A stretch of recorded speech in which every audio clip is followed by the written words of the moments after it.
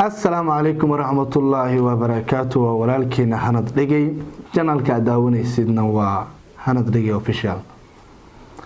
waxaan rabaa inaan maantay idin bilaabo barnaamij anigayga cusub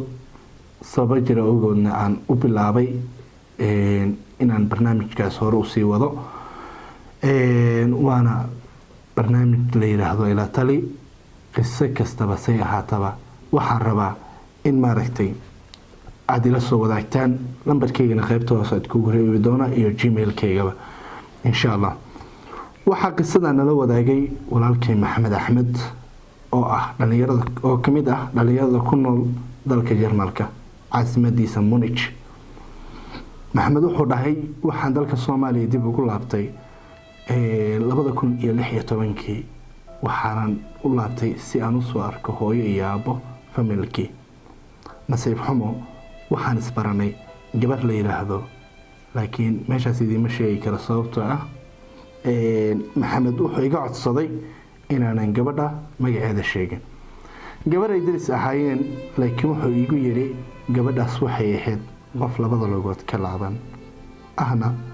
qof uriyana oo aan soo karin nasiib xumo waxa dhacday gabadhii marban galab waxay ahayd galab isliina waxaan u soo baxay banaanka si aan magaalada u aado laakiin guriga ku dhagan dariska waxa hortiisa fadhiyay gabar xuriyaanada waxayna ku fadhisay gaariga gacanta dadka xuriyaanta loogu talagalay nasiib xumo gabadhii waan salaamay way iga qaaday iyo waran ma fiicanta ma sha Allah haye maxad meesha ku haysaa waxba waan la sheekaystay oo xogteeda hoosaan u dhaadhacay laakiin markii aan isbaranay kadib bay waxay igu tiri anigu waxaan ahay qof xuriyaana mana laga yaabo inaan aniga la ii guursado mustaqbalna aan yeesho caruurna aan dhalo runtii wuxuu leeyahay Maxamed arintaasi aad bay ii taabatay qalbigayga laakiin waxaan aad uga xumahay gabadha hadalka ay igu tiri way iga go'ay waay ilaa in muddo ah 2017 bishii koobaad baan dib waxaan ugu laabtay Munich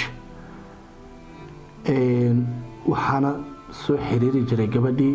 waxaan ku yiraabayo mustaqbalka adduunyadan qof xanuunka la dhashay ma jirto waana laga baxayaa si kasto ay tahayna waxaan dareemayaa wali inaad gabarda yar tahay oo aad mustaqbal leedahay laakiin hadal oo niyad ku jiro qosolna ay soo raacisay waxay igu tiri nolosha rajo aanan geeri ahayn kamalihi indhahayga wuxuu leeyahay indhahayga ilin baa ka soo daadatay aniga hadda aqrinayaaba si kale ta noqday aan sheekada idin waday waxa dhacday Maxamed inuu isku dayay inuu gabadha familkeedii la hadlo wuxuuna ku yiri waxaan rabaa inaan gabadhiina aan kaxeeyo ana guursado laakiin gabadha familkeedu waxay ku dhaheen waad nagu dheelaysaa hayna dhaaf gabadheena cid rabtaba ma laha aad baan qalbiga uga jabay waxaana go'aansaday inaan arintan familkeyga la wadaago si familkeyga ay u tagaan uguna tagaan gabadha familkeeda isla markaasna la igu doono arintii familkeygana way igu khilaafeen ugu dambeyn aniga waxaan go'aansaday inaan ku dadaalo sidii aan gabadhan ku keeni lahaa Jarmalka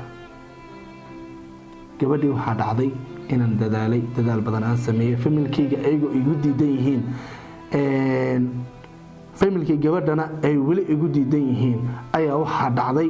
inaan gabadhii u helay wixii aniga aan u doonayay taasoo ahayd inaan Jarmalka geeyo caafimaad badan kadib waan dadaalay markii aan dadaalay kadib Munich aan geeyay caafimaadkeeda dib loo socodsiiyay qalliino fara badan bay gashay intaasoo dhan markii gashay waxa dhacday in gabadhii ay dib caafimaadkeeda u heshay ilaahayna uu sababay in labadeeda lugood ay ku socoto runta markaan kaaga hadlo anigu waan dadaal badan waan sameeyay laakiin wuxuu leeyahay hanadow Allah subhanahu wa ta'ala ayaa qadaray inay gabadhaas labadeeda lugood dib uga socoto in badan baan waxaan ku yiri ay ka waran mustaqbalkaadi shalay ee kan maanta waxayna igu dhihi jirtay waa qiso aan ka sheekay doono noloshayda markay gabadhii xaafadda maadaama ay joogi jirtay waxaa dhacday maalin maalmaha ka mid a inaan shaqada off time aan ka soo baxay oo aan guriga ku soo laabtay aan idiin sii wada sheekadee markii aan guriga soo galay waxaan arkay wax aan inaba filaynin waxaan arkay gabadhii oo isticmaalayso balwad aanan weligay ku arkin balwadahaasna waxaa ka mid ahaa sida shiishada iyo qaadka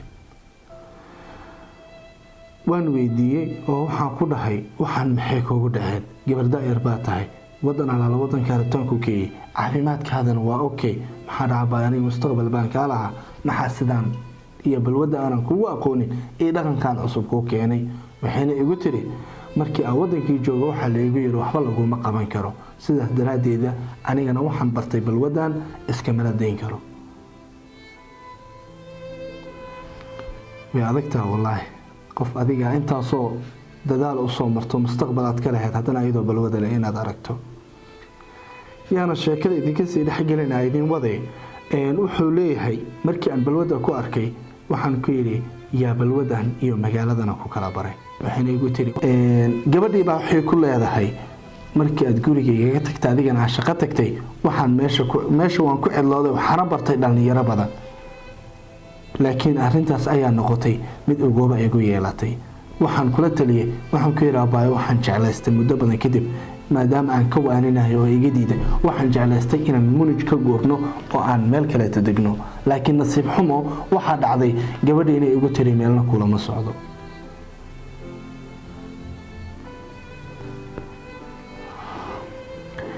okay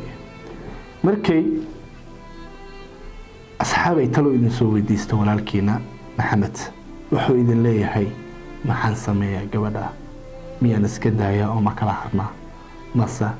wax allaala wixii aan samayn karo adigana talaan igala rabaa wabilaahi towfiiq anigana marka waxaan idin sheegayaa talada aniga ahaan aan siiyey kahanad ahaan waxaan ku yidhi gabadhan haddii ay diido inay muqaadaraadka iyo wax maanka dooriyay cunayso isticmaalayso hadday diido waxaad ku qalqaalisaa inaad dib Soomaaliya aad iskugu raacdaan oo aad soo laaba doontaan markii aad Soomaaliya geysad ayadoo caafimaad qabtana familkeedii shalay adiga ka soo waday hadday wax gaaraan adiga laga rabaa waxaad sameynaysaa familkeedii dib ugu celi kadibna ka soo laabo walaal adigana waa walaalka Maxamed kaligay talay muusan soo weydiisanin adigana uu ku soo weydiistay anigana way soo weydiistay waxa idin leeyahay talada qaybta hoose sidoo kale to wixii barnaamij la talin ah iyo wixii qiso kugu dhacdayna waxaad igu soo qoraysaan Instagram-kayga inta lambarkaygana waa kana gmail-kan intaad kugu soo aadi insha Allah waxaan rajaynayaa in qiso kasta aad meesha igu soo diri doontaan